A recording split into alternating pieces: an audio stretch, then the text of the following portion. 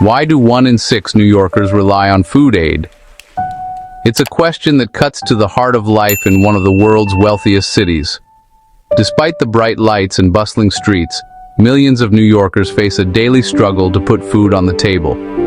The reasons are complex. Rising rents, stagnant wages, and the soaring cost of groceries have all played a part. For many families, food aid isn't just a safety net. It's a lifeline that keeps hunger at bay. But how did we get here? And what does it really mean for the people behind these numbers? And what happens if that help suddenly vanishes? Imagine walking into your local pantry and finding the shelves bare, or lining up for hours only to be turned away. For the 3 million New Yorkers who depend on federal food assistance, this isn't just a hypothetical. It's a looming reality as federal funding dries up. The anxiety is palpable in food pantries across the city, where volunteers and staff brace for the possibility of turning away families who have nowhere else to go. Here's what you need to know about New York's hunger emergency. This crisis is unfolding in real time, and it's affecting people from every walk of life. Seniors on fixed incomes, parents working multiple jobs, and even children who rely on school meals to get by. The faces of hunger are not always who you expect. Take Maria, a single mother from the Bronx, who works 2 jobs but still finds herself at the food pantry every week. "I never thought I'd need help," she says. "But with rent and bills, there's just not enough left for groceries." Federal food aid is about to run out for nearly 3 million New Yorkers. Yep, that's 1 in every 6 people in the state. These are our neighbors, our co-workers, and our friends. The Supplemental Nutrition Assistance Program, or SNAP, has been a crucial support for families facing tough times. But now, with federal funds in jeopardy, the safety net is fraying. For many, SNAP is the difference between a full pantry and an empty fridge. With Congress deadlocked and billions in SNAP funding stuck in limbo, families are facing empty fridges and impossible choices. Do you pay the rent or buy groceries? Do you skip meals so your kids can eat? These are the gut-wrenching decisions that more and more New Yorkers are being forced to make as the crisis deepens. According to a food bank worker in Brooklyn, we're seeing people who have never needed help before. Teachers, nurses, even small business owners. The stigma is gone. Hunger doesn't discriminate. So New York's governor declared a state of emergency to keep food banks running. This bold move is a direct response to the federal government's inaction, and it's designed to prevent a full-blown hunger catastrophe in the state. The emergency declaration unlocks resources and speeds up the flow of aid to where it's needed most. In the words of Governor Hochul, no New Yorker should go hungry because of political gridlock in Washington. The state's putting over $100 million on the table, sending money directly to food pantries, soup kitchens, and shelters. This funding is a lifeline for organizations that have been stretched to the breaking point, working overtime to meet the surge in demand. Volunteers and staff are stepping up, but the need is overwhelming. At the Bowery Mission, staff say they're serving twice as many meals as they did just a year ago. That's more than 40 million meals for people who need it most. These meals aren't just numbers, they represent hope, dignity, and a chance for families to get through tough times without going hungry. Every box packed and every meal served is a testament to the resilience and compassion of New Yorkers. Listen to Jasmine, a volunteer. "When I hand a meal to a child, I know I'm not just feeding them, I'm giving their family a little bit of relief, a little bit of hope." Food banks are seeing record demand, and they're moving fast, stocking shelves, loading trucks, and getting meals out the door. The logistics are staggering, but the commitment is unwavering.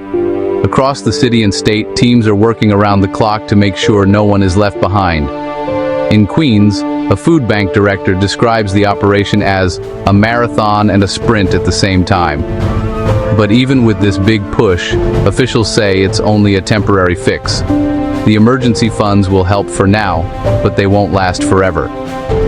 Without a long-term solution from Washington, the threat of hunger will continue to hang over millions of New Yorkers. "We're grateful for the state's help," says a pantry manager in Harlem, "but we need stability. We need to know we can keep our doors open next month and the month after that." This crisis isn't just about hunger. It's about local businesses, jobs, and entire communities. When families can't afford food, Local stores and farmers lose customers. When kids go hungry, it affects their ability to learn and grow.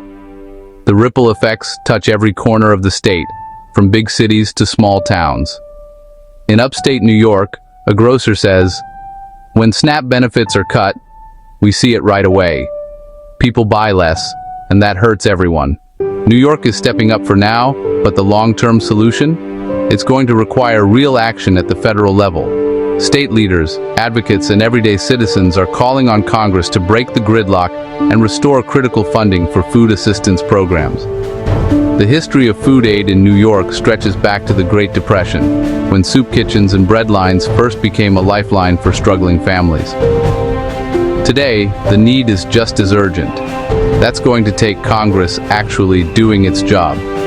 Lawmakers in Washington have the power to end this crisis, but it will take public pressure and political will to make it happen.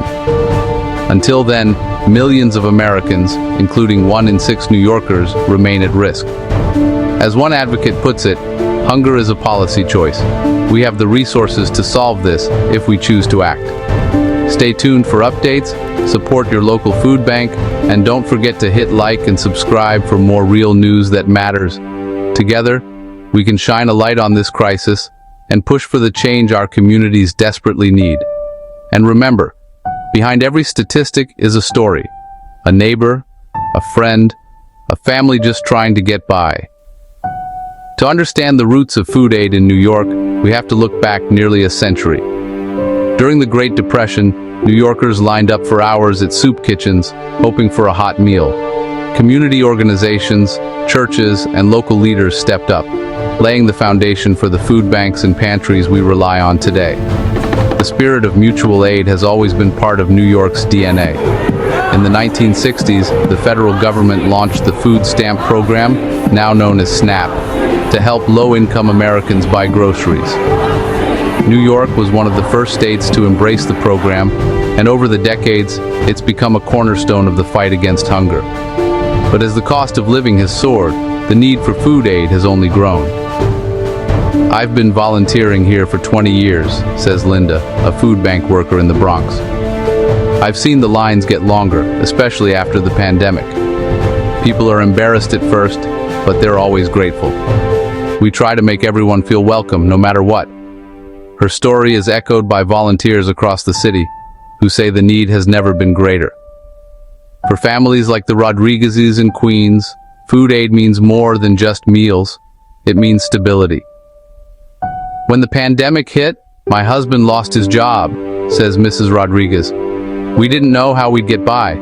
The food pantry helped us keep our kids fed and focused on school. It gave us hope when we needed it most." Schools play a critical role too. For thousands of children, the free breakfast and lunch they receive at school are their most reliable meals. When schools close for holidays or summer break, food insecurity spikes. That's why many food banks run special programs to fill the gap, delivering meal boxes to families with school-age kids. Seniors are especially vulnerable. Many live on fixed incomes that haven't kept up with rising costs. "I worked my whole life," says Mr. Lee, a retired transit worker. "Now I have to choose between medicine and food. The pantry helps me make it through the month." Stories like his are all too common. Food banks are also partnering with local farmers to bring fresh produce to city neighborhoods. These partnerships support local agriculture and ensure that families get healthy, nutritious food. "It's a win-win," says a farmer from the Hudson Valley.